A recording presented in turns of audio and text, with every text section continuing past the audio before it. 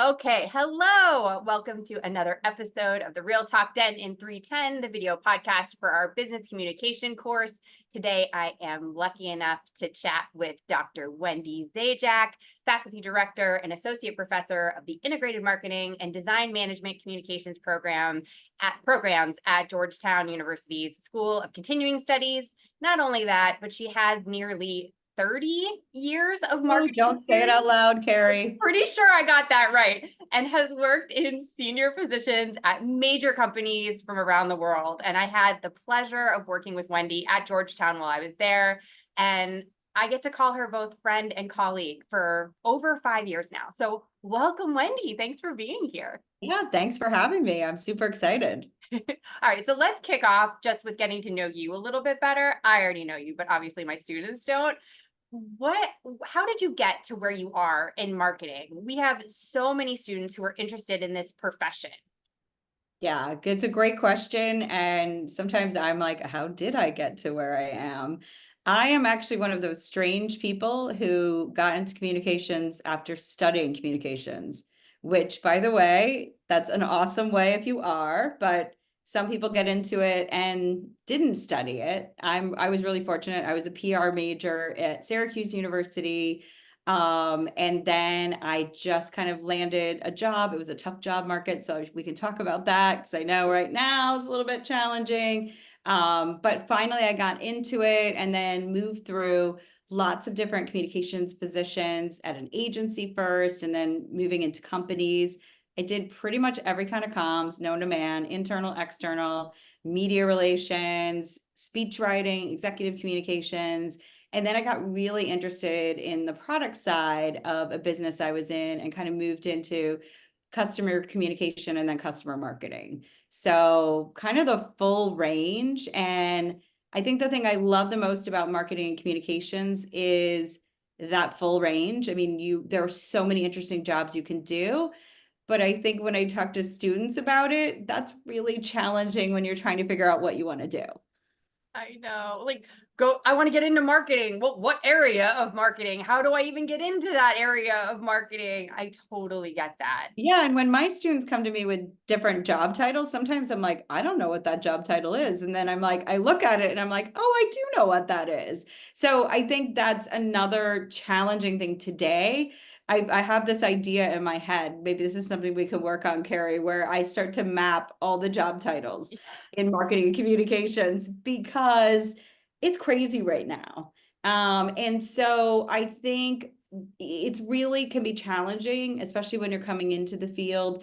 We don't have a linear path like some of your friends, and I felt the same way. It was the same way when I graduated in accounting. They have a really clear path, and it's like you become, I don't know what the path is because I never was interested, but I know that it's like you do that, and then you're a junior that, and then you're a senior that, and you move up the chain. And I think for us in communications and marketing, it's not linear like that. And so it can be really challenging.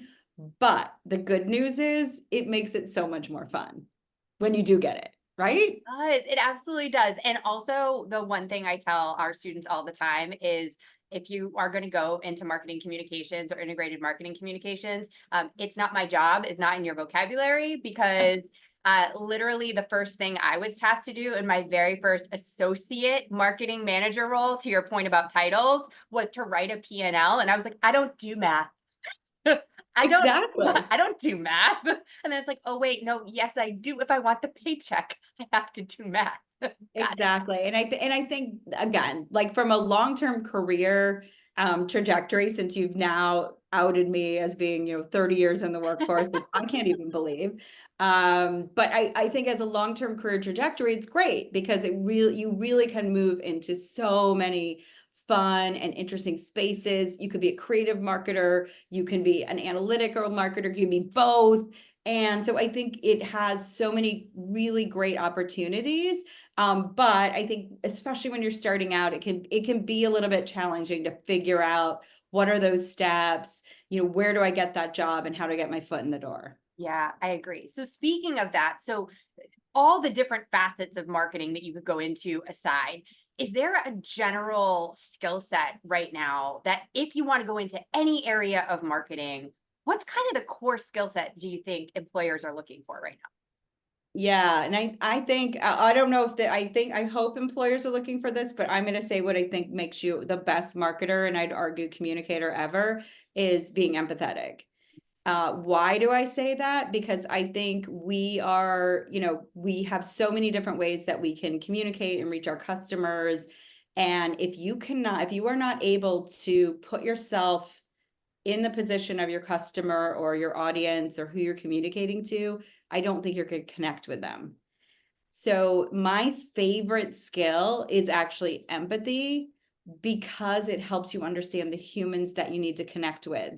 Because without that understanding, you aren't able to connect. Even if you're writing the most clever copy or you're doing beautiful creative, if you don't understand where they're coming from, I think it's really hard, particularly in the market like we're in today, where there's so much out there. I couldn't agree more. And I think that that's a really important soft skill, not a hard skill. And it's important to kind of call that out, Yeah. um, because it helps not only with the customer, but also the client you're working with, getting to know the client you're working with, how to work with them.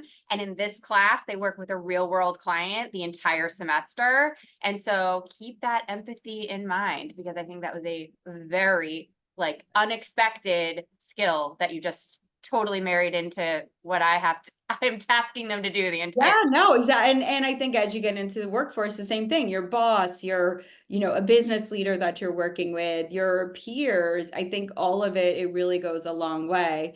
The other thing that I'll just give a shout out to, and I have to say I have a bias because I came up through the writing lens of this field. So I do think being able to articulate your thoughts well, that could be in the written format, that could be in the spoken format. It could be in some other format, but I think also as a base, more concrete skill, I think really practicing writing, practicing communications is also another thing that I don't think you can go wrong with. I feel super blessed that, I always liked that. I liked communicating, I liked writing.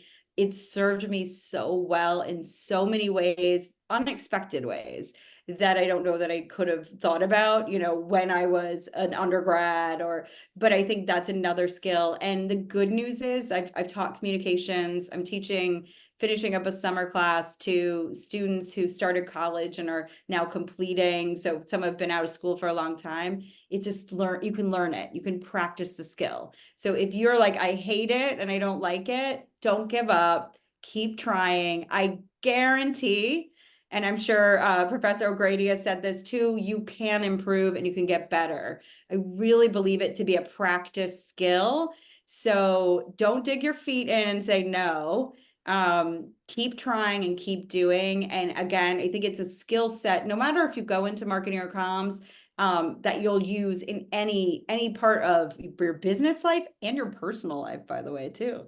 Totally. I could not agree more. That was such a great one. And I'll just plug one just because you know me, Wendy. I know you. Research skills. Oh, yes. Research Yes. skills. We do both secondary and primary research in here. It is something that I hang my hat on in this class every day. It will be on my tombstone. Don't forget research. That is happening. But I also think that employers are getting a little testy about solutions that are not data driven. What do you think? 1,000%. And I think, part of us being marketers and communicators is, research, absolutely looking at all the analytics coming from anything, but also what's happening in society, what's happening in culture. I tell my students, like, yeah, if you're not into different pop culture events, you should at least have an idea what's happening, right?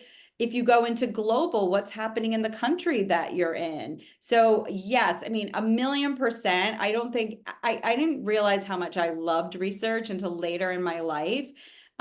Because I was just always doing, my curiosity was driving me, and just that desire to understand, why is this product doing this? Or what's happening in this market? Or what are those people doing over there? But it is such an important component. I mean, I'm really feeling it because I just had a conversation with my own master's students about it last night. When we do our capstones, we spend so much time on research. The most of it, most of our time is really spent on research. And yet our clients are like, what are the tactics? What are you going to do for me? But without that research, rest assured, and Professor O'Grady has probably said this, you really cannot come up with beautiful tactics. They won't be aligned. They may not hit your audience. So they have to be together. The research will take a lot of time. It takes, sometimes you're like, am I done with this yet? But it will pay off in the end. I guarantee it. Beautifully said. Couldn't have said it better myself. So we cannot have a conversation in any class at the School of Management these days without talking about AI. AI, not only in marketing, but in our advertising classes and our economics classes, can't get away from AI. In this class, let me just give you a purview. They are allowed to use AI on their assignments in specific ways as an asset and a complement to their AI. I like to mirror that to the real world so that it's not replacing the work, it's enhancing the work. In Yes. your opinion, how is AI influencing marketing today? What are the uses? What should we pay attention to? Yeah, it's something, again, I don't think you can live in this world right now and not be thinking about AI. And I think it cuts across every industry, as you said. Well, I think for marketing, and I love that you're using it, having students experiment with it, understand what it's good at and what it's not so good at. So one of the uses of AI, and I talk to my own faculty about this all the time, that I think is great, is it does really well with some data analysis, data sets. It really can find interesting patterns that, as humans, we might just be getting tired of. And it can come up with some really interesting things. So I'm really excited about the data. Obviously honoring privacy at all times, because I think that's a balance that we have to have. But I'm really excited about its brain, really, to kind of look at that stuff that I think for humans sometimes becomes really mundane. I absolutely also, I mean, a lot of my faculty are using it to brainstorm on content or brainstorm on outlines. One of the things that I don't love about AI, and I definitely see it in submissions from students, is it has to be edited in its raw form. It is really, honestly, it's kind of almost terrible. It's so over the top, and it has this style that you're like, that's AI. So again, I think we're all learning to use it, students, faculty, the whole world. But that's one of the things from a content creation. Yes, absolutely. It can get you unstuck from things, but it doesn't stand alone. The other piece of it that I'd be remiss if I don't mention, is obviously AI is only as good as what's out on the internet today. And so it has some pretty big blind spots.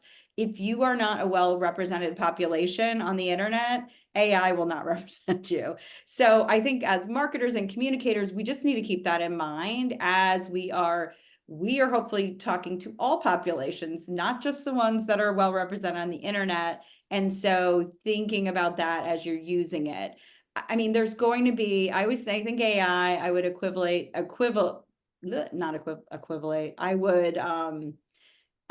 think about it in terms like I thought about social media. So when social media, I was unfortunately that old when it just started coming out, and I thought, what is this thing going to be used for? How will this, whatever, it's not that interesting. It's obviously revolutionized the way that we communicate, talk to each other, talk to customers. I think AI will be similar in ways that we cannot even know today. But again, I think go into it eyes wide open. And you're talking to a generation that went into social media, not eyes wide open. So, take ownership, use your humanness, and really think of it as a tool. It is not a replacement. I love that. Yes. And honestly, if you need even more like credibility to what you just said, just Google all of the nightmares that are happening right now with people using AI to do work they should have done, and they're getting kicked out of school. Don't be that person, guys. I could sniff AI out better than anybody at this point. Or they get called out on the internet because AI wrote the press release. Like, and they Yeah. didn't or information is totally wrong. They didn't check it or edit it like you said. So it's not, I don't love the conversations that AI is going to save the world or replace the workers. I don't agree. And especially in No. the marketing field, marketing is about creativity and the human interaction, like you had talked about earlier. And so Yeah. I don't see it taking over anything. I mean, I feel like I've been on this earth over 50 years. And I've thought a lot about humans and I still don't understand them. I'm not really sure AI is going to figure us out either. We're really not logical at the end of the day. So, but again, I think it's at the beginning, I was also really hesitant about getting in there. So I do think getting in there, understand, playing around with it, and I'm super happy that your students are working with it transparently, working with it, right? Because I think that's a piece of it, and understanding again what it does well and what you're like, it's not quite what I thought it should do. So you always need your humanness, you always need to edit. But again, I think there are going to be some really interesting jobs that I can't even imagine yet coming out of it. So I think it is an important tool for marketers to be absolutely fluent with and understand. I love that. And also to make you feel better, my freshman year of college, I used AOL AIM. So there was no social media. And Yeah, Zuckerberg was still in college at that point. So exactly. you all don't know what we're talking about. It's fine. We just needed Right. a moment to not feel so old. All right, Wendy, let's wrap it up. I would love to know how you personally stay abreast of all latest and greatest advancements in information on marketing. My students, just like your students, are busy. They work, they take full boat at school. I don't have time. Yeah. Tell us how to make time. Yeah, I mean, I think, and it's again, this profession, you really have to be up to speed on what's happening. I mean, again, I'd argue in any profession, find some, I mean, I have my news sources that I make it a part of a routine. For me, it's my morning routine. I have my cup of coffee. I scan through the bazillion news apps that I scan through and newsletters, right? Whatever the format is, I mean, go for reliable, please. I do love TikTok. I'm still not 100% convinced it's the most reliable source of news yet. You know, it's evolving. I'm open, but I think find some news sources that you like, and read across a variety. You shouldn't just be reading about politics, read about entertainment. I mean, the world is very complex, and so broad, I think more than narrowing your focus, which is the one thing I don't love about social media, it tends to narrow us.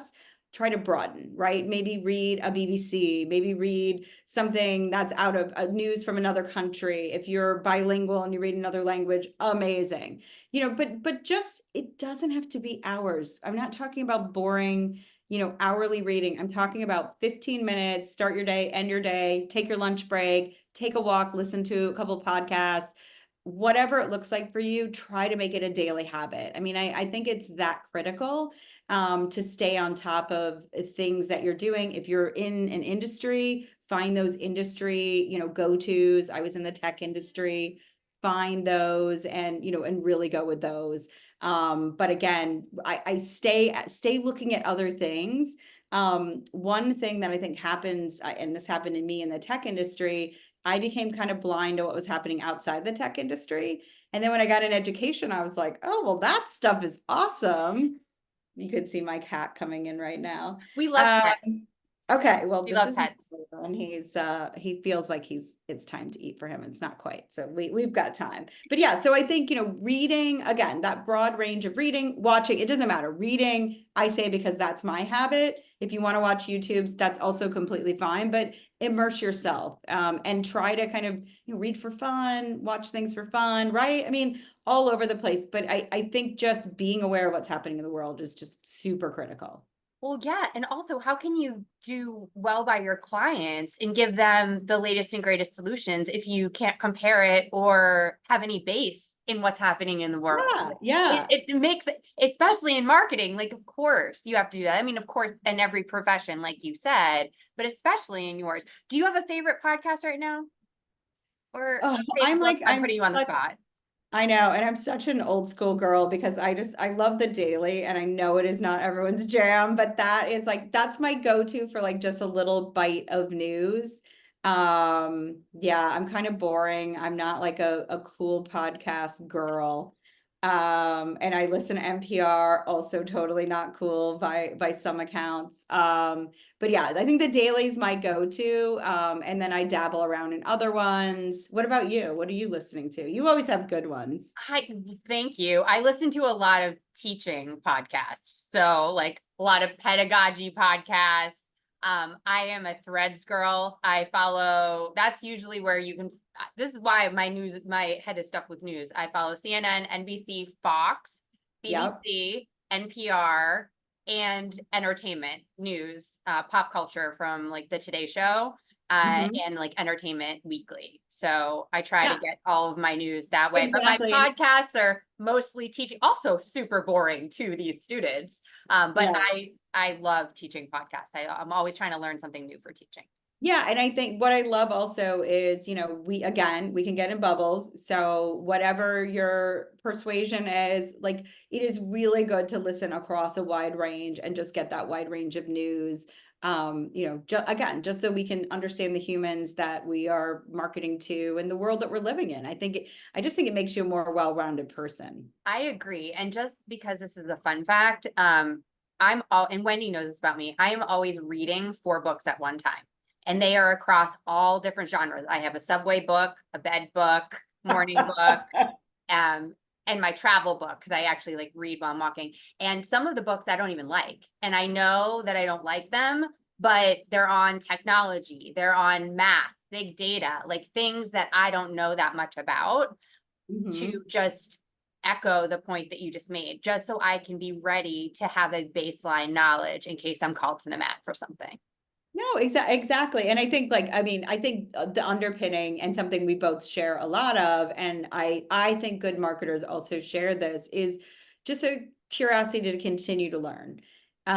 This field, the thing that I love the most and also sometimes loathe the most are the same thing, which is that's always literally changing. I mean, their channels are changing, people are changing, there's a new generation, right? You'll find this the older you get, then you're like, oh my God, what happened to that generation? Now there's another one and another one. Well, it keeps happening. And so that constant love of learning to me is a really big piece of this job because there will be a new technology. There will be a new, whatever it is, Facebook, Instagram, TikTok, there'll be something else. Believe it or not, there'll be something, and so you've got to always kind of be learning. And I think that curiosity really I think helps you. So stay curious in whatever, take classes, do things that are really, if you're a numbers person, try to do something creative. I am not a numbers person, but I try to do numbers things, so keep stretching yourself. Because I think ultimately that it makes you a happier person, but also I think a better professional. I totally agree. Let's wrap up with my favorite question to ask you. What Okay. is you are an epic mentor. I mean, just epic. You are always there for your students. You always have the best advice for your students. You always know the latest and greatest on the job search.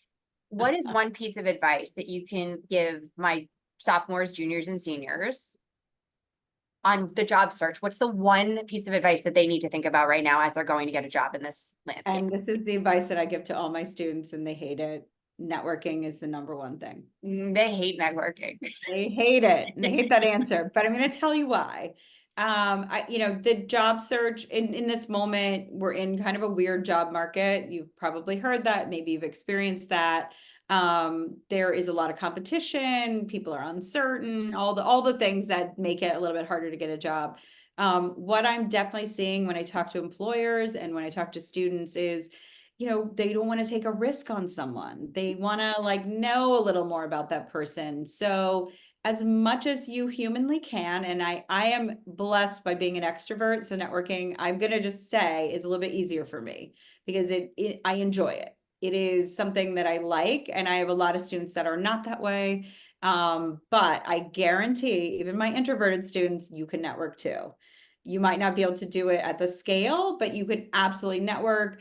Networking can be as easy as, and I know because when I was your age, I would have been like, this woman is crazy. Your parents' friend works in marketing.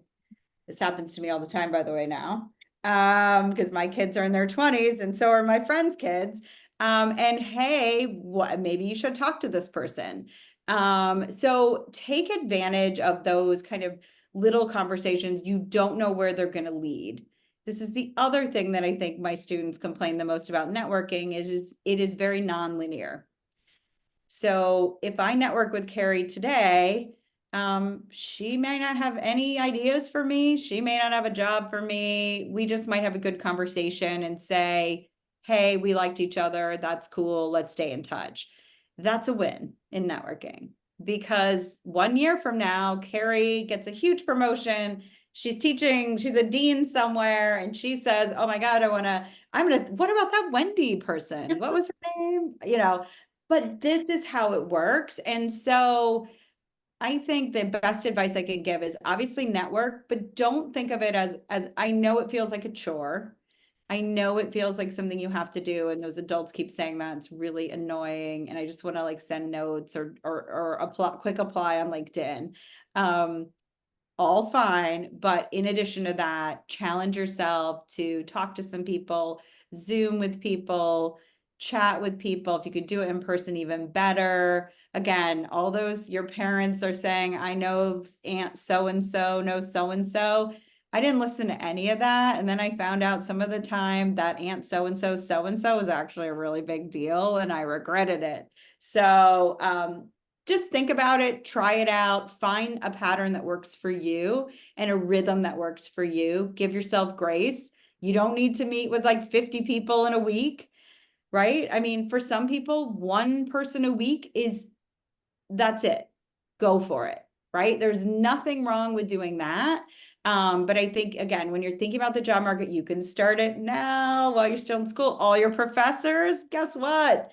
Some of them have interesting jobs, right? So just be aware of it and be thinking about it. But I think, again, and I know my students always are like, I know what you're going to say, Wendy, if they've talked to me before. And then I'm like, here are 5 people you can talk to.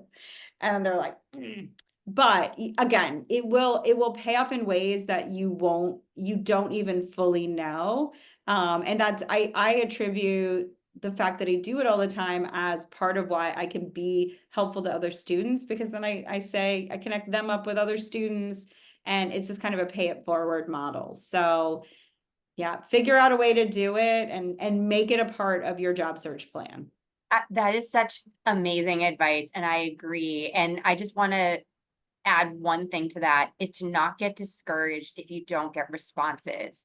I hear from a lot of students that I took your advice and I reached out to this person with an email asking for a 5-minute virtual coffee date or coffee date. They didn't respond. Okay.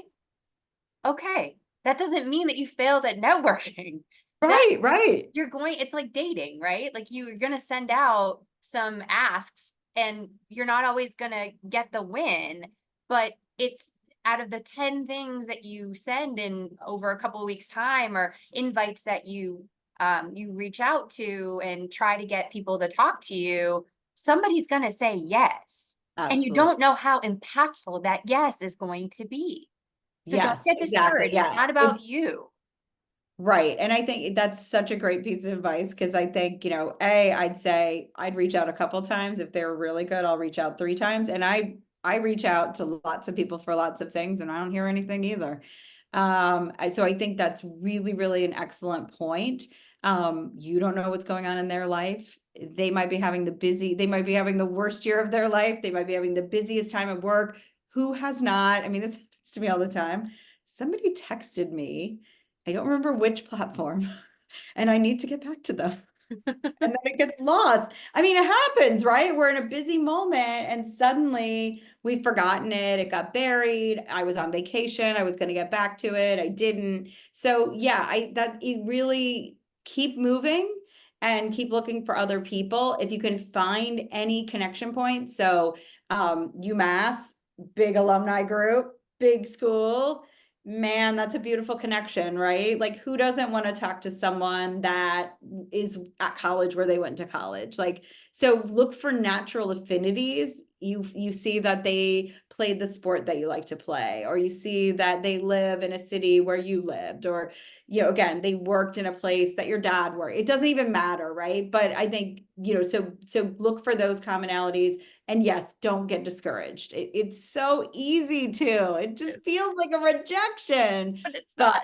It's not. but it's not. And the ones that you and also the other thing that sometimes happens is you'll meet someone and you'll be like, just like a date is a great analogy. I use that analogy too. You'll be like, nothing there. Like it was okay, but nothing happened. And then sometimes you'll meet people and you're like, I don't know how. This is what I always say. I don't know how, but I'm going to figure out a way to work with you. Yeah. And that's what you're looking for. That's how I felt about you when I met I you. felt that way about you I thought too. that was like, we just jived. And I was like, I have to work with her. And look at this. And here we are And here we again. are. Wendy, thank you so much for taking the time to pop by. You have been a wealth of information and I appreciate you so much. Is it okay for my students to connect with you on LinkedIn? Absolutely. So it's Okay. Wendy Zajack. Please connect. I am really good about responding, but if I don't, send me a second one because I just missed it. The permission is there. The The permission permission is there. is there, and it is recorded permission. It is recorded permission to bother her a few times to say hi. Yes. Thank you, Wendy. Yeah, it was great, Carrie, as always. Bye.